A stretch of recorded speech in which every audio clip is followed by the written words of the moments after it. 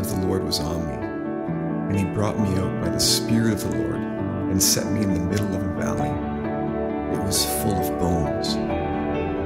He led me back and forth among them, and I saw a great many bones in the floor of the valley, bones that were very dry. He asked me, "Son of man, can these bones live?" I said, "Sovereign Lord, you alone know."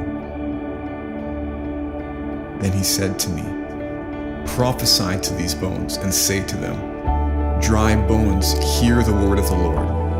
This is what the Sovereign Lord says to these bones. I will make breath enter you, and you will come to life. I will attach tendons to you and make flesh come upon you and cover you with skin. I will put breath in you, and you will come to life. Then you will know that I am the Lord." So I prophesied as I was commanded. And as I was prophesying, there was a noise, a rattling sound, and the bones came together, bone to bone. I looked, and tendons and flesh appeared on them, and skin covered them, but there was no breath in them. Then he said to me, "Prophesy to the breath, prophesy, Son of Man, and say to it, 'This is what the Sovereign Lord says. Come, breath, from the four winds, and breathe into these slain, that they may live.'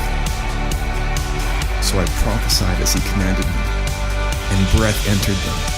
They came to life and stood upon their feet, a vast army."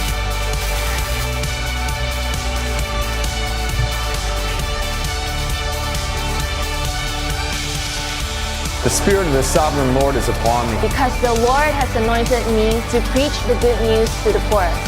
He has sent me to bind up the brokenhearted, To proclaim freedom, for the freedom for captive. those who are captive, freedom, and release from darkness for the prisoners.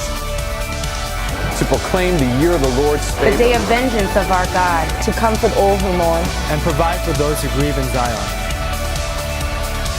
To bestow on them a crown of beauty Makape, instead of ashes.